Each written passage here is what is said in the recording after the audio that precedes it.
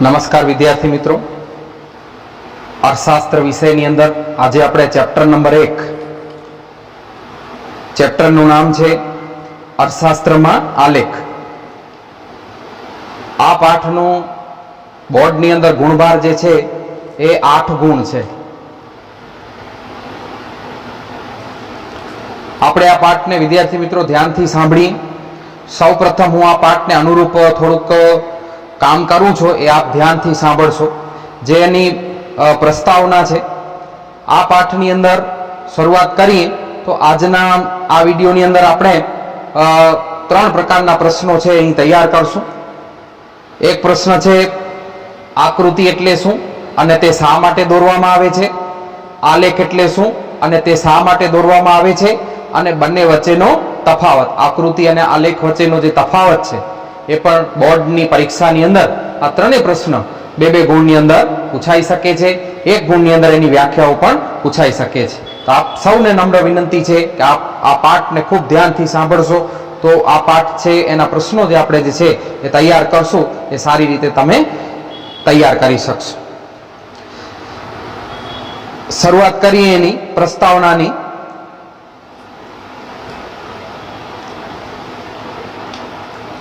તો અર્થશાસ્ત્રમાં વાસ્તવિક જીવનમાં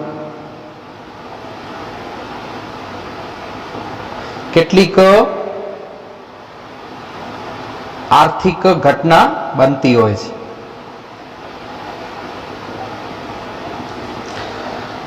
વિદ્યાર્થી મિત્રો સમજીએ આપણે અર્થશાસ્ત્રમાં વાસ્તવિક જીવનમાં. અહીં કોઈ પણ અર્થતંત્ર લઈ લો, કોઈ પણ દેશ લઈ લો અથવા કોઈ પણ અર્થશાસ્ત્ર લઈ લો, આ અર્થશાસ્ત્રમાં વાસ્તવિક જીવનમાં શું બને છે? આર્થિક ઘટના બને છે. શું છે આ આર્થિક ઘટના? તો વિદ્યાર્થી મિત્રો દેશના અર્થતંત્રની અંદર 2 પ્રકારની પ્રવૃત્તિ થાય છે. એક જે છે એ આર્થિક પ્રવૃત્તિ થાય છે અને બીજી જે છે બિનઆર્થિક પ્રવૃત્તિ થાય છે. નફાના હેતુ માટે જે પ્રવૃત્તિ કરવામાં આવશે તેને આર્થિક પ્રવૃત્તિ કહેવામાં આવે છે. નફાના હેતુ વગર જે પ્રવૃત્તિ કરવામાં આવે છે તેને બિનઆર્થિક પ્રવૃત્તિ કહેવામાં આવે છે. એનું આપણે એક ઉદાહરણ પણ લઈ લઈએ કે આયા એ નાના બાળકોનો ઉછેર કરે. સામેની બાજુ જોઈએ, આયા પોતાના બાળકનો ઉછેર કરે. આર્થિક પ્રવૃત્તિનું હજી એક ઉદાહરણ લઈ લઈએ કે ડોક્ટર ફી લઈ દર્દીની સારવાર કરે. સામેની બાજુ લઈ લઈએ, ડોક્ટર પોતાની પત્નીની સારવાર કરે. પોતાની પત્નીની સારવાર કરે એમાં ફી ન લઈ શકે. તો આ જે આર્થિક બાબત છે મેં તમને કહી, એ આર્થિક બાબતો સાથે આર્થિક ઘટના સંકળાયેલી છે. જેવી કે કઈ? તો આ આર્થિક ઘટનાઓ છે એ પણ કોઈ એક બાબતને ધ્યાનમાં લઈને, કોઈ એક વિસ્તારને ધ્યાનમાં લઈને, કોઈ એક પ્રદેશને ધ્યાનમાં લઈને કરવામાં આવતી નથી. પણ આ આર્થિક ઘટના સમગ્ર દેશમાં બનતી ઘટનાઓ કઈ? બરાબર. એક છે ગરીબી, બેકારી, વસ્તી, સાક્ષરતાનો દર, નિરક્ષરતાનો દર,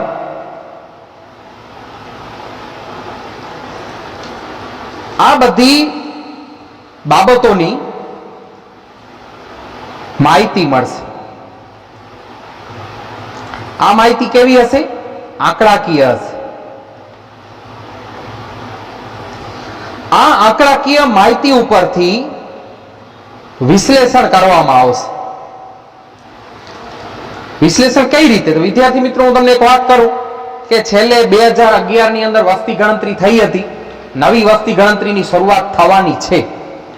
તો વસ્તી વિષયક આંકડાકીય માહિતી મળે તો આપણને એના ઉપરથી જન્મ દર, મૃત્યુ દર, સ્ત્રી પુરુષ પ્રમાણ વગેરેની આપણને માહિતી, આંકડાકીય માહિતી મળી. એનું આપણે શું કર્યું? વિશ્લેષણ. પ્રશ્ન એ થાય સાહેબ આ વિશ્લેષણ કરવાનું કામ કોણ કરે છે? તો એક એક વિશ્લેષણ કરવાનું કામ કરે છે આંતરરાષ્ટ્રીય સંસ્થા, બીજું જે વિશ્લેષણનું કામ કરશે એ બેંક કરશે, અને ત્રીજો જે વિશ્લેષણનું કામ કરે છે જે તે દેશના રાજ્યની રાજ્ય સરકારો આ કામગીરી કરે છે. આ બધી સંસ્થાઓ છે એ અભ્યાસ કરે છે, અભ્યાસ ઉપરથી માહિતી બધી આંકડાકીય એકઠી કરશે, એનું વિશ્લેષણ કરશે. હવે આ વિશ્લેષણ કરેલી માહિતી લોકોને જો આપવામાં આવે, લોકોને જો માહિતી આપવામાં આવે તો આ માહિતીથી લોકોને સમજ પડશે નહીં, અને આ લોકોને માહિતી જે એ ગમશે પણ, યાની કે એ લોકોને સમજ પણ પડતી નથી અને આ માહિતી જે છે એમને ગમતી પણ નથી. તો એવું શું કરશું કે જેનાથી સામાન્ય માણસ છે એ સમજી શકે?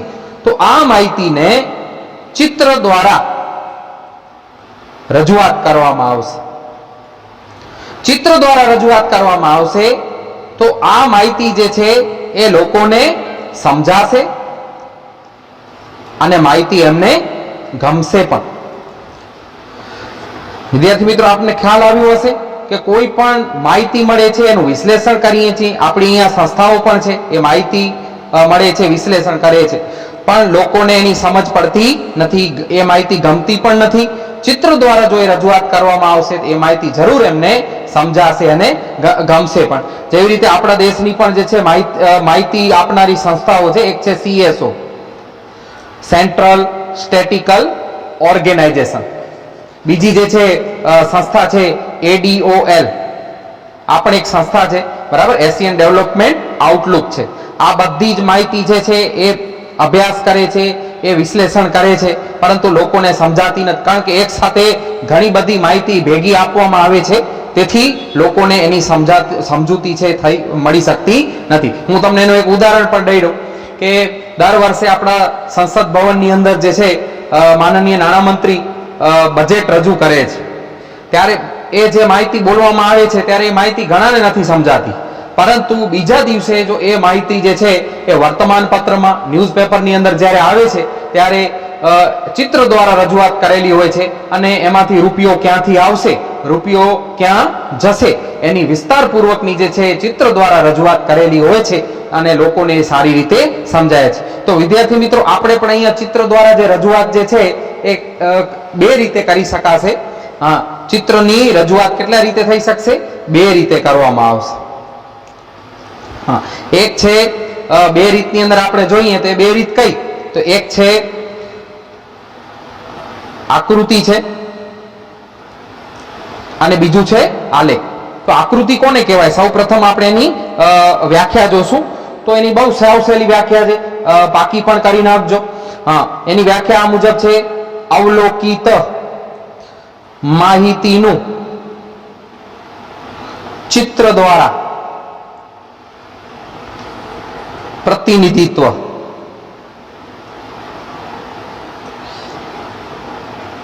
એટલે આલેખ પણ કહી શકાય એને, અને આકૃતિ પણ કહી શકાય. આપને પ્રશ્ન થતો હશે કે સાહેબ આ બંને શબ્દો માટેની વ્યાખ્યા, હા, આપણા પાઠ્યપુસ્તકની અંદર આકૃતિ અને આલેખ જે બે રીતો છે એની એ બંનેની વ્યાખ્યાઓ છે એક સમાન આપવામાં આવી છે. તો ફરીથી આપણે એને રિપીટ કરી જઈએ. અવલોકિત માહિતીનું ચિત્ર દ્વારા પ્રતિનિધિત્વ એટલે આલેખ અને આકૃતિ. એનો અર્થ શું થશે? અવલોકિત એટલે શું? જે માહિતી વિશ્લેષણ કરવામાં આવી છે એને આપણે અવલોકિત માહિતી કહેશું. એ અવલોકિત માહિતીનું આપણે ચિત્ર દ્વારા રજૂઆત કરશું, એટલે કે પ્રતિનિધિત્વ થશે, એ આલેખ અને આકૃતિની મદદથી કરી શકાય છે. એના પછી આપણે જોશું કે આકૃતિ માટે આપણને શેની જરૂર પડશે, બરાબર? તો એક વસ્તુ આપણે સમજીએ કે આકૃતિમાં સ્કેલ માપ બહુ જરૂરી છે. આપણે જોશું અહીંયા કે આકૃતિમાં સ્કેલ માપ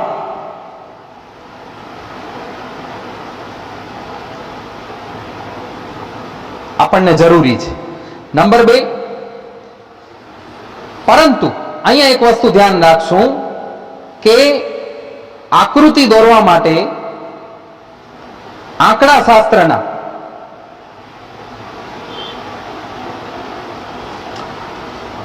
ઊંડા જ્ઞાનની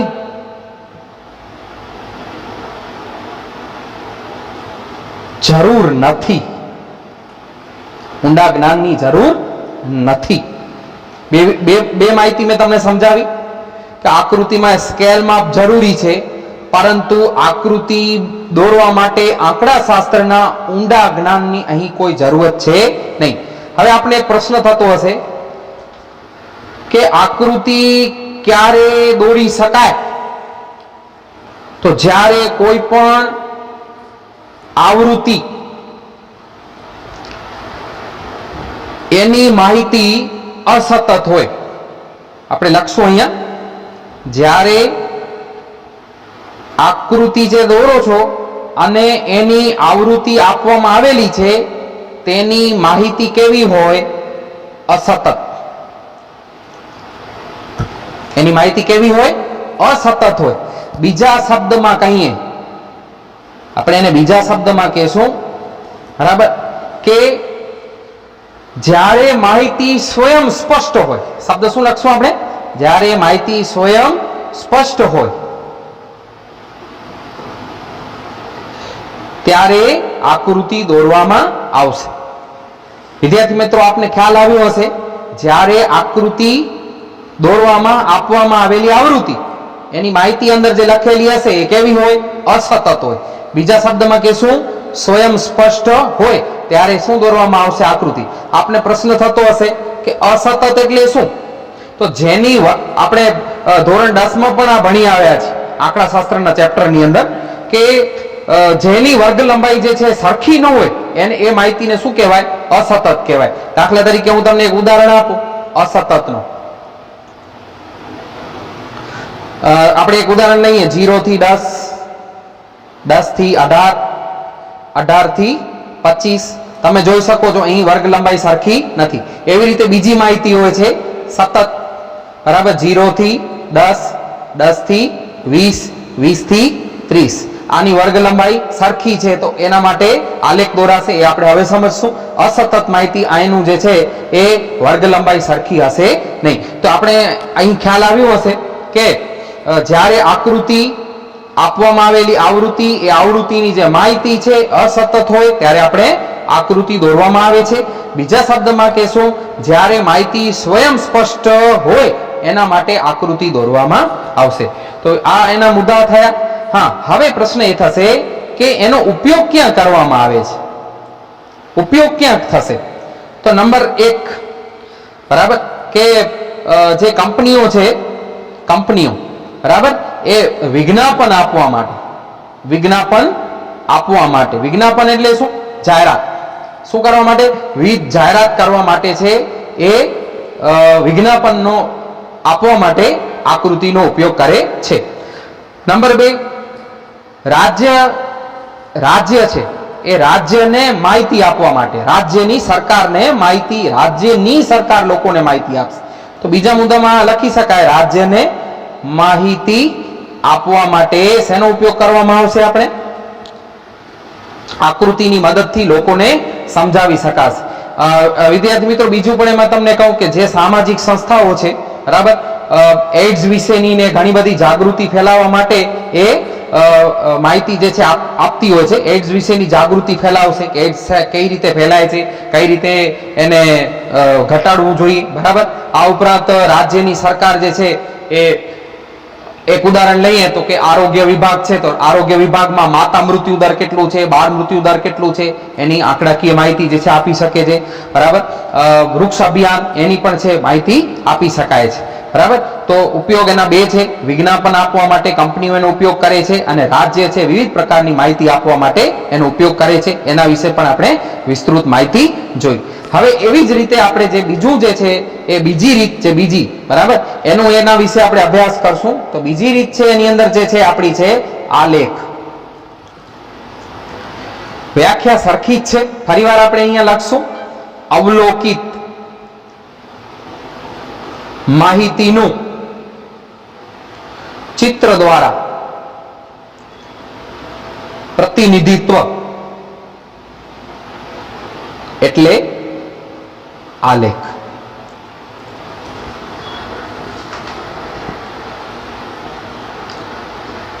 હવે આપણે એના મુદ્દા લઈએ બીજા કે આલેખ દોરવા માટે સ્કેલ માપ જરૂરી છે. આલેખને દોરવા માટે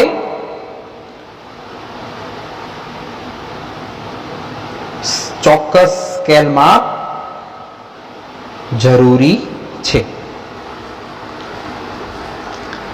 વિદ્યાર્થી મિત્રો, આ બંનેમાં શું ફરક છે? માત્ર એક શબ્દનું છે કે આલેખ જ્યારે તમારે દોરવું છે ત્યારે ચોક્કસ સ્કેલ માપની જરૂર પડશે. ચોક્કસ માપ, આંકડાકીય જે માહિતી આપવામાં આવેલી હશે એના આધારે તમારે એની જરૂરત પડશે. બરાબર. નંબર 2, પરંતુ અહીં આપણે એક બીજું જોઈએ, પરંતુ આલેખ દોરવા આંકડા શાસ્ત્રના ઊંડા જ્ઞાનની જરૂર પડે છે. જ્યારે પણ આલેખ દોરશું ત્યારે આપણે આંકડા શાસ્ત્રના ઊંડા જ્ઞાનની જરૂરત પડશે. ત્રીજો પ્રશ્ન વળી પાછો એ જ આવ્યો, સરખું જ છે. આલેખ ક્યારે દોરવામાં આવશે? બરાબર. તો આપણે જોયું કે જ્યારે આલેખમાં આવૃત્તિમાં આપવામાં આવેલી માહિતી કેવી હોય? સતત હોય. જ્યારે આલેખ,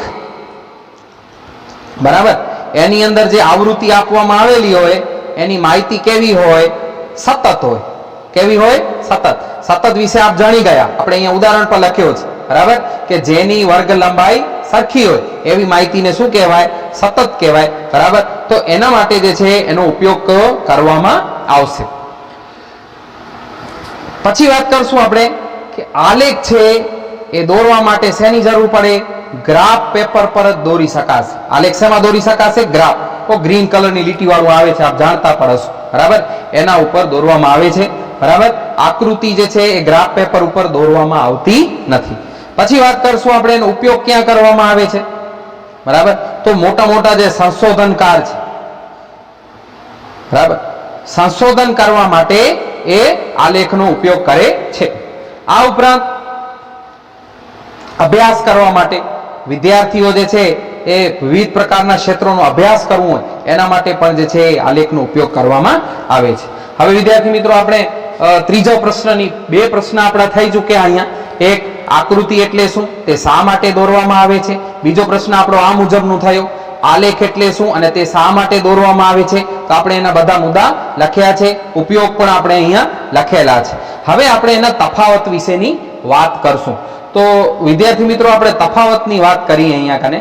તો તફાવતમાં પહેલા અર્થ. તો અર્થ જોવા જઈએ તો બંનેમાં છે જ નહીં. બરાબર. અને અર્થની અંદર તમે એક લખવું હોય તો લખી શકાય છે કે આકૃતિની અંદર જે છે જે માહિતી સ્વયં સ્પષ્ટ હોય તો એના માટે આપણે આકૃતિ દોરશું, અને જે માહિતી સ્વયં સ્પષ્ટ ન હોય, જેવી રીતે સતત છે તો અહીંયા બીજા શબ્દમાં આપણે એમ કહેશું કે માહિતી કેવી હોય? સ્વયં સ્પષ્ટ ન હોય. બરાબર. સ્વયં સ્પષ્ટ ન હોય એના માટે જે છે આપણે આલેખ દોરશું. પહેલા અર્થની વાત કરી, આવૃત્તિ. બીજો શબ્દ શું આવી શકે? અર્થમાં આપણે જોઈએ, આવૃત્તિની અંદર જોશું આપણે તો આવૃત્તિ કેવી હશે? એમાં આકૃતિની અંદર અસતત હશે અને આલેખની અંદર કેવી હશે? સતત હશે. પછી આપણે એક અહીંયા મુદ્દો લખી શકીએ, આંકડા શાસ્ત્ર. તો આપણા પાસે એનો તફાવત છે કે આકૃતિ દોરવા માટે આંકડા શાસ્ત્રના ઊંડા જ્ઞાનની જરૂર નથી, પણ આલેખને દોરવા માટે આંકડા શાસ્ત્રના ઊંડા જ્ઞાનની જરૂર છે. પછીનો મુદ્દો થઈ શકે આપણો ગ્રાફ પેપર. બરાબર. તો જોઈ શકશું આપણે કે આકૃતિને દોરવા માટે ગ્રાફ પેપરની જરૂરત નથી, આલેખને દોરવા માટે ગ્રાફ પેપરની જરૂરત પડશે. બરાબર. અને છેલ્લો મુદ્દો આપણે જે પહેલો મુદ્દો બનાવ્યો એ જ લખી શકીએ છીએ. બરાબર. વિદ્યાર્થી મિત્રો, આશા રાખું છું આપને ખૂબ સારી એવી રીતે સમજ પડી હશે. આપ એનો અભ્યાસ કરજો. આ રીતે જો તમે પ્રશ્નો તૈયાર કરશો તો તમારા 6 માર્ક્સનું જે છે કામ પૂરું થઈ જશે. અસ્તુ.